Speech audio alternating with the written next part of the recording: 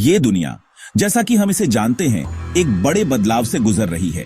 कई दशकों तक अमेरिका एक बिना किसी बहस के ग्लोबल लीडर रहा, एक ऐसा अकेला विशालकाय देश जिसने इंटरनेशनल पॉलिटिक्स, इकोनॉमिक्स और कल्चर को आकार दिया। लेकिन अब यह दौर खत्म हो रहा है। अमेरिकी दबदबे की नींव में बड़ी दरारें दिख रही हैं। दुनिया एक ऐसी खामोश, बिन बताए ग्लोबल रिअलाइनमेंट देख रही है, एक तरह का विश्व युद्ध 3 जो किसी एक युद्ध के मैदान में सेनाओं के टकराने से नहीं लड़ा जा रहा, बल्कि इकोनॉमिक कंपटीशन, टेक्नोलॉजिकल राइवलरी और दुनिया भर में डिप्लोमैटिक मैन्यूवरिंग से लड़ा जा रहा है। अमेरिका की ताकत की पहले कभी इतनी परीक्षा नहीं हुई थी। ये गिरावट अचानक नहीं हुई है, बल्कि धीरे धीरे उसका असर कम हुआ है। मिडिल ईस्ट जैसे रीजन्स में लंबे समय से चल रहे झगड़ों की भारी फाइनेंशियल और ह्यूमन कॉस्ट ने अपना टोल ले लिया है। साथ ही अंदरूनी राजनीतिक डिवीजन ने एक ऐसे देश की इमेज बना दी है जो खुद से ही लड़ रहा है, जिससे उसकी एक यूनिफाइड वॉइस के साथ लीड करने की एबिलिटी पर सवाल उठ रहे हैं। ग्लोबल फाइनेंशियल सिस्टम्स जो लंबे समय से अमेरिकी डॉलर पर आधारित थे, अब उभरती हुई इकोनॉमीज से चुनौतियों का सामना कर रहे हैं, जो अल्टरनेटिव्स ढूंढ रही हैं। लंबे समय से चले आ रहे नॉर्म्स पर यह सवाल एक गहरे बदलाव का संकेत है ग्लोबल कॉन्शियसनेस में, जहां दुनिया अब बिना सवाल किए एक ही लीडर को फॉलो करने को तैयार नहीं है। इसके अलावा ग्लोबल चैलेंजेस का नेचर ही बदल गया है। क्लाइमेट चेंज, महामारी और साइबर सिक्योरिटी जैसे मुद्दों को कोलैबोरेटिव सॉल्यूशंस की जरूरत है, न कि यूनिलैटरल डिक्रीज की। इन समस्याओं को हल करने के अमेरिका के प्रयासों पर अक्सर संदेह किया गया है, क्योंकि दूसरे देश उसकी बातों और उसके एक्शन के बीच अंतर देखते हैं। चीन के साथ स्ट्रैटेजिक कंपटीशन, खासकर टेक्नोलॉजिकल क्षेत्र में, ने कई देशों को एक मुश्किल रास्ते पर चलने पर मजबूर कर दिया है, क्योंकि वे एक नई कोल्ड वॉर में नहीं पड़ना चाहते। यह कॉम्प्लेक्स एनवायरनमेंट किसी भी एक देश के लिए दुनिया पर अपनी मर्जी थोपना मुश्किल बना देता है। इसका नतीजा एक ऐसी दुनिया है जो अनिश्चितता से भरी है, लेकिन अवसरों से भी। एक पावर वैक्यूम की धारणा दूसरे देशों को आगे बढ़कर वर्ल्ड स्टेज पर एक बड़ी भूमिका निभाने के लिए प्रेरित कर रही है। वो पुराना ऑनर डर, जहां वॉशिंगटन में फैसले लिए जाते थे और पूरी दुनिया में उनकी गूंज होती थी, अब खत्म हो रहा है।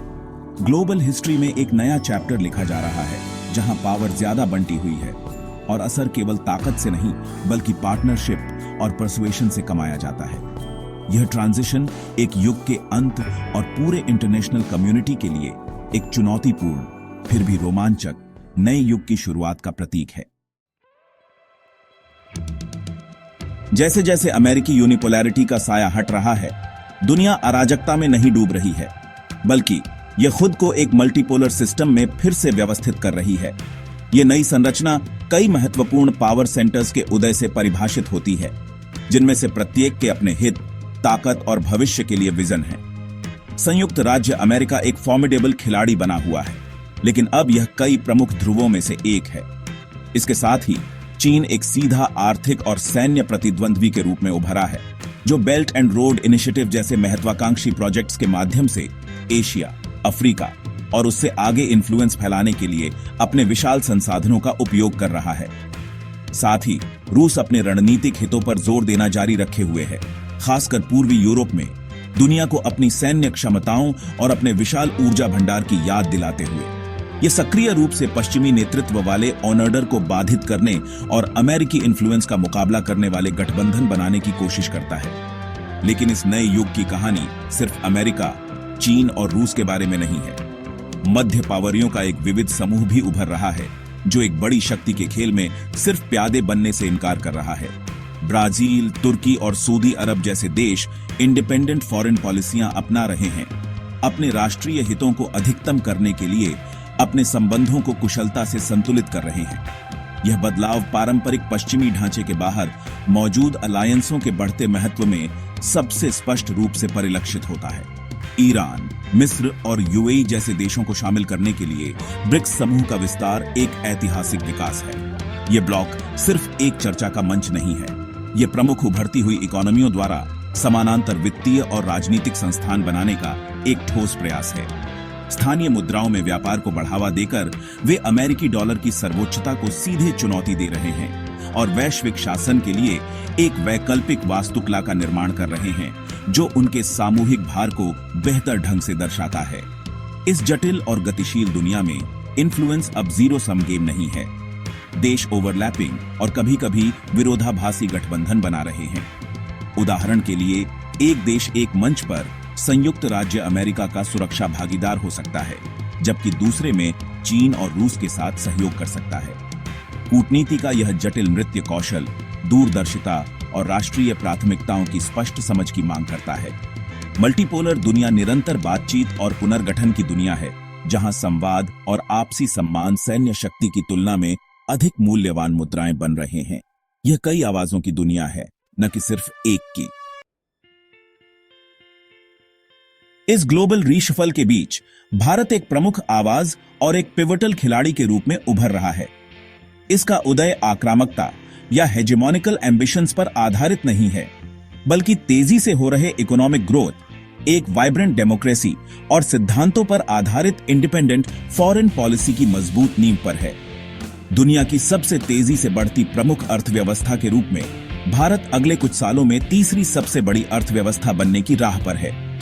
यह इकोनॉमिक डायनामिज्म ग्लोबल स्टेज पर एक अधिक असर्टिव भूमिका निभाने के लिए जरूरी रिसोर्सेज और कॉन्फिडेंस प्रदान करता है, जिससे यह एक बैलेंसिंग पावर से एक लीडिंग पावर में बदल रहा है।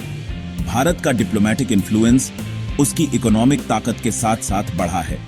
2023 में सफल G20 प्रेसिडेंसी कंसेंसस बिल्डिंग का एक मास्टर क्लास थी। अफ्रीकन यूनियन को परमानेंट मेंबर के रूप में शामिल करने का समर्थन करके भारत ने ग्लोबल इंस्टीट्यूशंस को अधिक रिप्रेजेंटेटिव और इंक्लूसिव बनाने की अपनी कमिटमेंट को दिखाया। इस कार्य ने ग्लोबल साउथ के लीडर के रूप में उसकी साख को मजबूत किया। विकासशील देशों का विशाल समूह, जिनकी आवाजें अक्सर हाशिए पर रही हैं, भारत अब ग्लोबल कन्वर्सेशंस में सिर्फ एक पार्टिसिपेंट नहीं है। यह सक्रिय रूप से एजेंडा तय कर रहा है और परिणामों को आकार दे रहा है। देश की फॉरेन पॉलिसी, जिसे अक्सर स्ट्रैटेजिक ऑटोनॉमी या मल्टी अलाइनमेंट के रूप में वर्णित किया जाता है, मल्टीपोलर दुनिया की जटिलताओं के लिए पूरी तरह से उपयुक्त है।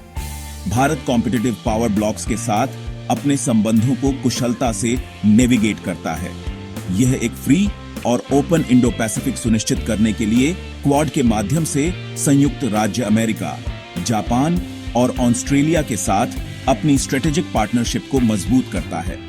साथ ही यह ब्रिक्स और शंघाई सहयोग संगठन जैसे प्लेटफॉर्म का एक प्रमुख सदस्य बना हुआ है, जहां यह सीधे चीन और रूस के साथ जुड़ता है। सभी पक्षों के साथ बातचीत बनाए रखने की यह क्षमता भारत को एक इंक्रीजिंगली फ्रैक्चर्ड दुनिया में एक पोटेंशियल ब्रिज बिल्डर के रूप में एक यूनिक पोजीशन देती है। इसके अलावा भारत की शक्ति केवल मटेरियल नहीं है, यह मॉरल और कल्चरल भी है। दुनिया के सबसे बड़े लोकतंत्र के रूप में यह गवर्नेंस के ऑथोरिटेरियन मॉडल्स के लिए एक पावरशाली काउंटर नैरेटिव के रूप में खड़ा है।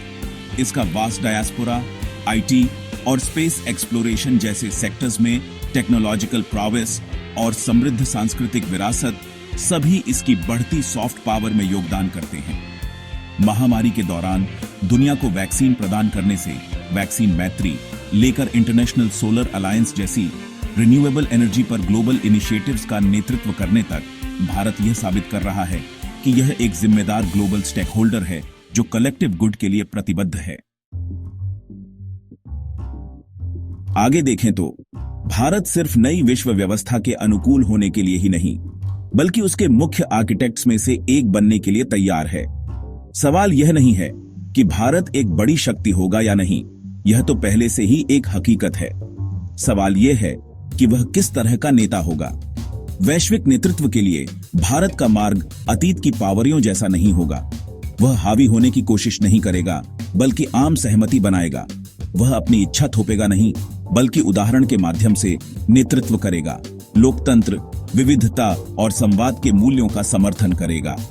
यही उसकी विश्व गुरु बनने की आकांक्षा का सार है, या दुनिया को एक शिक्षक बनने का। भारत की सबका साथ, सबका विकास, सबका विश्वास, सबका प्रयास की नीति सिर्फ एक घरेलू नारा नहीं है, यह उसकी विदेश नीति का दार्शनिक आधार है।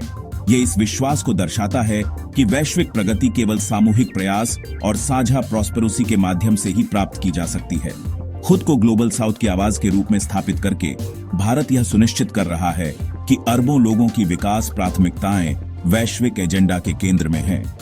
एक अधिक न्यायपूर्ण और न्याय संगत अंतर्राष्ट्रीय व्यवस्था के लिए लड़ रहा है। इस क्षमता को साकार करने के लिए भारत को आंतरिक सुधार और आर्थिक विकास की अपनी राह जारी रखनी होगी, अपने 1.4 अरब नागरिकों को सशक्त बनाना होगा और अपनी इंस्टीट्यूशनल फाउंडेशंस को मजबूत करना होगा। अपनी अविश्वसनीय विविधता का प्रबंधन करने और सामाजिक सामंजस्य बनाए रखने की उसकी क्षमता विभाजन से जूझ रही दुनिया के लिए एक पावरशाली उदाहरण होगी।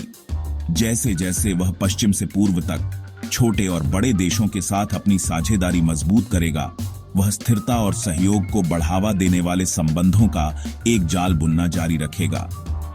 एक बहुध्रुवीय दुनिया में उसकी भूमिका संतुलन के लिए एक शक्ति, वैश्विक सार्वजनिक वस्तुओं का एक प्रदाता और नियम आधारित अंतर्राष्ट्रीय व्यवस्था का एक दृढ़ समर्थक होना है। संक्षेप में, अमेरिकी विशिष्टता का पतन अराजकता के युग का संकेत नहीं देता है, बल्कि एक अधिक लोकतांत्रिक और बहुलवादी विश्व व्यवस्था के उदय का संकेत देता है। इस नए परिदृश्य में भारत के पास एक अनूठा और ऐतिहासिक अवसर है। अपनी बढ़ती अर्थव्यवस्था, अपनी स्वतंत्र विदेश नीति और लोकतांत्रिक मूल्यों के प्रति अपनी प्रतिबद्धता के साथ भारत भविष्य के नेतृत्व के लिए सिर्फ एक दावेदार नहीं है, यह पहले से ही वर्तमान को आकार दे रहा है। आत्मविश्वास और उद्देश्य की स्पष्ट भावना के साथ भारत एक प्रमुख शक्ति के रूप में अपना सही स्थान लेने के लिए तैयार है, सभी के लिए एक सुरक्षित, अधिक समृद्ध और अधिक सामंजस्यपूर्ण दुनिया बनाने के लिए काम कर रहा है।